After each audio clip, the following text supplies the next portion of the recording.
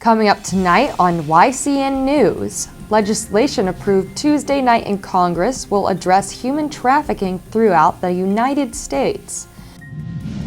New Hampshire Fish and Game Conservation Officer Tom DeKay talks about a rabid fox attack in Springfield, and the Vermont Institute of Natural Science explains about the danger of turtles on local roads.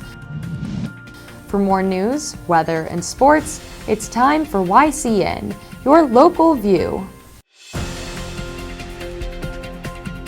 Now, your daily digest of the Dartmouth Lake Sunapee region, southern Vermont, and Windsor County. News, sports, weather, and all that is happening in our area. The news on YCN, your local view. Good evening and welcome to this Wednesday edition of YCN News. I'm Rose Spillman. Legislation approved Tuesday night in Congress will address human trafficking throughout the United States. Congresswoman and Democrat Ann McLean Custer reports many Americans do not like or want to believe that selling people into slavery, including sexual slavery, happens in this country, but it does. 4 bills co-sponsored by Custer aim to end commercial and sexual exploitation of people in this country, not some foreign land. Speaking in D.C. on Tuesday before House colleagues, Custer said an estimated 239,000 American youth, notably teenagers, are at risk of exploitation. The 4 bills that passed Tuesday night are House Bills 3530, 3610, 4225, and 4048. Bill 4225 is the SAVE Act, or the Stop Advertising Victims of Exploitation Act. It seeks to close marketplaces such as online listings that advertise for potential trafficking victims. Bill 4058 is the Preventing Sex Trafficking and Improving Opportunities for Youth in Foster Care Act. Under this bill, states will be required to take steps to identify, prevent, and address the sex trafficking of youth in foster care. The bill also goes one step further, aiming to improve the lives of boys and girls across the country in the foster care system. Closer to home, Clearmont's Main Street is the focus of a $500,000 renovation project. From Union Street, where this road intersects with Main Street, and up to Opera House Square, plans are underway to make this major thoroughfare safer for walkers, bikers, and motorists. Main Street is showing every bit its age, with sidewalks that begin on one side of the road and disappear. And the street is uneven and bumpy in parts. Now, the $500,000 special appropriation secured by U.S. Senator Jeanne Shaheen's office will go toward the street's improvement. There are no plans to begin ripping up the street, contrary to some neighborhood rumors. Instead, City Project Manager Kurt Beek and Civil Engineer Brian Colburn of McFarland Johnson's Concord, New Hampshire office are learning from residents their concerns about how the project will affect them. A timetable has been set, including the current engineering study.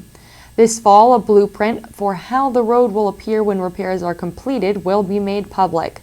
Construction will begin in spring 2015, with completion around winter 2015, weather permitting. Brush fires in this area continue to be a problem, with the latest being Tuesday afternoon in Clearmont. Clearmont Fire Chief Rick Bergeron reports crews responded to a report of smoke coming from Old Coach Road at 2:50 p.m. A lieutenant hiked into the fire and reported to his captain that at least a couple of acres of woodland on the road's ridge was burning. Fire departments from Cornish and Clearmont responded, as it was unclear whether the fire was in Cornish or Clearmont, as the road borders both communities. Access to the fire was a primary issue, and a homeowner from Old Coach Road used a skidder to break a trail along a power line that enabled fire department forestry units to reach the base of the fire. Crews had to put down by hand about 1,000 feet of hose to reach the ridge fire. The fire was controlled minutes before 8:30 p.m., but hot spots were a concern. Newport firefighters assisted Cornish and Clearmont crews. The cause of the fire may be man-made. The fire was not caused by an electrical malfunction. A lack of rain is a concern, with dry brush and woods now the norm. Residents in our area are asked to be aware of these dry land conditions and avoid casually tossing aside any lit or still burning items. Turning to Vermont, Windsor residents and motorists driving through the town are learning that what's under a roadway can be as big a problem as what's on its surface. An old stone culvert, or drain that allows water to travel under a roadway, failed under a Scutney Street several days ago, leaving a sinkhole in its wake and unexpected repair costs for the town. It could be up to 6 weeks that Union and State Street are closed for repairs. A Scutney Street between Fitch Court and the school entrance is closed. It will be possible to access the school entrance from the State Street. It will not be accessible from Union Street, Windsor Town Manager Tom Marsh posts on the town's website. Several power lines are located above where the culvert failed, making matters worse and more complicated. Updates on the road repair can be found on the town's website at www.windsorvt.org. An underage drinking party hosted by a teenage girl also too young to drink legally will result in a July court appearance for the party thrower. 18-year-old Kaya Corson of Rockingham is charged by Vermont State Police with furnishing alcohol to minors and enabling the teens younger than Corson to drink. Police learned of Tuesday's party shortly before 2 p.m., tipped off from the Bellows Falls Police Department. The underage party was taking place at 55 Overpass Road in Rockingham. Police went to the home and found 14 people age 18 and younger. The partygoers are seniors at Bellows Falls Union High School, taking part in what some students call Senior Skip Day, police say. 8 of the 14 teens at the home were found to be drinking. Everyone at the party was issued a warning for being a minor drinking alcohol. Because she hosted the party, police arrested Corson. She was booked at the State Police Barracks in Rockingham and later released. Corson is scheduled to appear July 8th in Windham District Court on the charges of furnishing alcohol to minors and enabling consumption of alcohol by minors. At New London Hospital and Newport Health Center, we are focused on helping you get well and live well. We serve the greater Kearsarge Sunapee Upper Valley region community with quality health care in a patient and family-centered environment. New London Hospital is in your neighborhood, providing primary and specialized services in its state-of-the-art facility. To learn about our services and our compassionate doctors, visit newlondonhospital.org. New London Hospital, your prescription for living well. Welcome back to YCN News. I'm Rose Spillman. Is rabies on the rise in New Hampshire? Last Monday, YCN reported an incident with a rabid fox that occurred on May 8th in Springfield, New Hampshire. Eyewitness Barbara Garlock told YCN that she saw the fox running after a puppy, which escaped and then came after her before she also escaped. Today, YCN followed up with the New Hampshire Fish and Game Department to learn more. Tom DeKay, the conservation officer for the Springfield area, reported that the fox eventually came across a landscaper working outside a home and bit him. After the attack, the landscaper got help from the homeowner who put the animal down.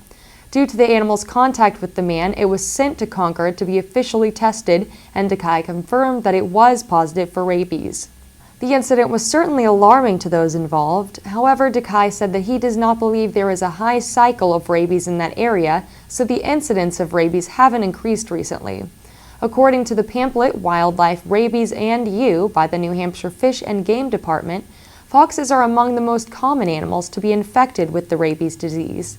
While in this particular incident the rabies was easily identified by the fox's aggression, the pamphlet notes that not all animals show extreme symptoms.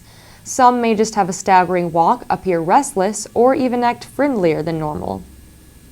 To avoid being infected with rabies, the site warns to stay away from all wild animals, dead or alive, or any foreign pets. Make sure your pets are vaccinated and try not to leave food outside as this attracts wild animals. If you're exposed or bitten, the pamphlet urges that you seek medical treatment immediately, as rabies untreated most often is deadly to humans. In other wildlife news, YCN took a twist on an old joke and asked, why did the turtle cross the road? With warm weather comes the fun in exploring the outdoors, but we aren't the only ones getting out in the sun. Turtles are often seen crossing roads this time of year, so YCN decided to reach out to the Vermont Institute of Natural Science to find out more. Kayla Beckwith, lead wildlife keeper at VINS, reported that late spring and early summer are the primary breeding and egg-laying seasons for turtles in Vermont and New Hampshire. Male turtles are moving around to establish territories and find females, while the females must move to areas where they can lay their eggs. Turtles can be seen in roads any time between April and October, but most adults are seen from late May to late June. Beckwith told YCN that females tend to lay their eggs during the morning hours, but Vince has received calls during various hours of daylight from people who have witnessed turtles in the road. Beckwith suggested driving alert to avoid wildlife collisions in general, and if it is safe, helping a turtle to cross the road in the direction it's facing. To pick up a turtle, hold it on either side of its shell, Beckwith instructed, and never pick it up by the tail, as this can cause severe injury to the animal. Be very careful if you come across a snapping turtle, which she described as being larger with a long tail, as they have a powerful bite and long necks. If you hit or come across an injured turtle, remove it from the road if safe, and contact a reptile rehabilitator. In Vermont, you can find a list of these at vtfishandwildlife.com, and in New Hampshire, you can find these at wildlife.state.nh.us. Hi, this is Anita from Brattleboro Mobile at Exit 3. The store now offers more products you can pick up when you're on the go. Green Mountain coffee, drinks and snacks, beer and wine, and hopefully your next winning lottery ticket. Also, Brattleboro Mobile has added diesel fuel to go along with the 3 different grades of superior mobile gasoline. And remember, we have a courteous staff, a brand new look, and a convenient location, all at Brattleboro Mobile. See you soon. Brattleboro Mobile on the roundabout at Exit 3. Welcome back to YCN News. I'm Rose Spillman. Now Matt McDonald will have a look at our weather for the next few days and then move on to high school sports. Thanks, Rose. Today we have mostly sunny skies with a high of 74 degrees and calm winds around 5 miles per hour. Tonight we're expecting some rain with a 50% chance of showers after 10 p.m. Skies will be cloudy with lows in the 50s. Tomorrow will be rainy with an 80% chance of precipitation. Highs will be in the 60s and winds will stay around 5 miles per hour. Thursday night we'll have a 60% chance of showers before 11 p.m. with lows around 49 degrees. Friday we have a 50% chance of rain with winds between 5 and 10 miles per hour. We'll have a high of 62 degrees. And Friday night lows will be in the mid-40s with a 30% chance of rain. Here's a glimpse of the weather from our northeastern and national radar maps.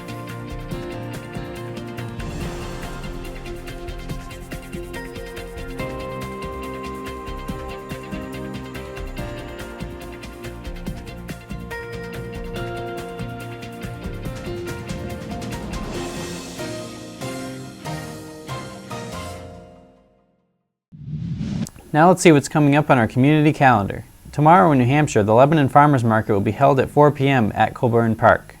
In Walpole, the Select Board will meet at 6 p.m. tomorrow night. Remember, you can submit local events from your community by sending them to news@ycnnow.com. And now it's time to report on yesterday's high school sports games.